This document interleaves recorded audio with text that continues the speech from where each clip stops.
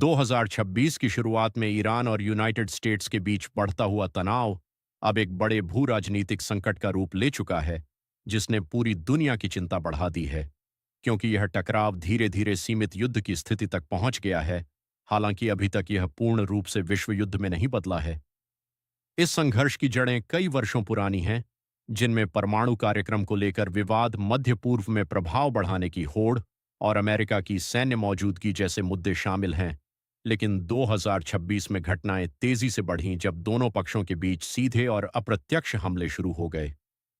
इस पूरे घटनाक्रम में इजरायल की भूमिका भी महत्वपूर्ण हो गई है, जिसने ईरान से जुड़े सैन्य ठिकानों और संदिग्ध परमाणु सुविधाओं पर हमले किए, जिससे स्थिति और अधिक जटिल हो गई। अमेरिका ने अपने सहयोगियों की सुरक्षा और क्षेत्र में अपनी रणनीतिक पकड़ बनाए रखने के लिए एयरक्राफ्ट कैरियर, आधुनिक लड़ाकू विमान और मिसाइल डिफेंस सिस्टम तैनात किए हैं, और वह सीमित हवाई हमले कर रहा है। लेकिन अभी तक उसने जमीनी स्तर पर बड़े पैमाने पर युद्ध शुरू नहीं किया है, क्योंकि ऐसा करना बेहद जोखिम भरा और महंगा साबित हो सकता है। दूसरी ओर ईरान ने सीधे बड़े युद्ध से बचते हुए असम्मित युद्ध की रणनीति अपनाई है, जिसमें वह बैलिस्टिक मिसाइल, ड्रोन और अपने समर्थक समूहों के जरिए जवाब दे रहा है।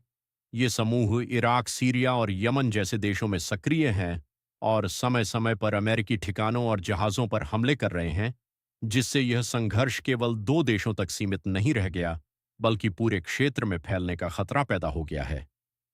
इस पूरे संकट का सबसे संवेदनशील और खतरनाक पहलू स्ट्रेट ऑफ हॉर्मुज है, जो दुनिया के सबसे महत्वपूर्ण तेल मार्गों में से एक है, और ईरान ने कई बार इसे बंद करने की धमकी दी है।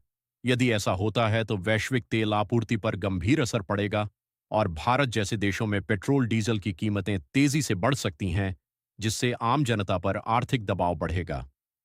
हाल के दिनों में तेल टैंकरों पर हमले, समुद्री मार्गों के पास मिसाइल गतिविधियां और नौसैनिक गश्त बढ़ने जैसी घटनाओं ने यह संकेत दिया है कि स्थिति कभी भी नियंत्रण से बाहर जा सकती है, खासकर अगर कोई बड़ा हादसा या गलतफहमी हो जाए। इस बीच कई देशों ने मध्यस्थता करने और युद्ध को रोकने की कोशिश की है, लेकिन अभी तक कोई ठोस सफलता नहीं मिली है, क्योंकि दोनों पक्ष अपनी अपनी शर्तों पर अड़े हुए हैं। अमेरिका ने चेतावनी दी है कि यदि उसके सैनिकों या सहयोगियों को बड़ा नुकसान हुआ, तो वह अपनी सैन्य कार्रवाई और तेज करेगा, जबकि ईरान ने भी साफ कर दिया है कि वह अपनी संप्रभुता पर किसी भी बड़े हमले का खड़ा जवाब देगा। इस संघर्ष का असर केवल सैन्य स्तर तक सीमित नहीं है, बल्कि अंतर्राष्ट्रीय राजनीति और वैश्विक अर्थव्यवस्था पर भी पड़ रहा है।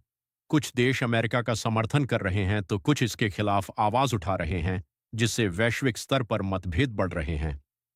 वहीं निवेशक और बाजार भी इस स्थिति पर नजर बनाए हुए हैं, खासकर तेल की कीमतों और व्यापार मार्गों की सुरक्षा को लेकर, क्योंकि किसी भी बड़े व्यवधान का असर पूरी दुनिया की अर्थव्यवस्था पर पड़ सकता है। प्रभावित क्षेत्रों में रहने वाले आम लोगों के लिए यह स्थिति डर और अनिश्चितता से भरी हुई है, जहां कभी कभी हवाई हमलों की चेतावनी, सुरक्षा अलर्ट और अस्थिर माहौल के बीच उन्हें अपनी रोजमर्रा की जिंदगी जीनी पड़ रही है। विशेषज्ञों का मानना है कि फिलहाल दोनों देश पूर्ण युद्ध से बचना चाहते हैं, क्योंकि इससे भारी जनहानि और आर्थिक नुकसान होगा। लेकिन जिस तरह से छोटे छोटे हमले और जवाबी कार्रवाई जारी हैं, उससे तनाव लगातार बढ़ रहा है और किसी भी समय बड़ा टकराव हो सकता है। आगे की स्थिति तीन दिशाओं में जा सकती है। पहला, यह संघर्ष सीमित स्तर पर जारी रहे, जिसमें हवाई हमले और प्रॉक्सी हमले चलते रहे।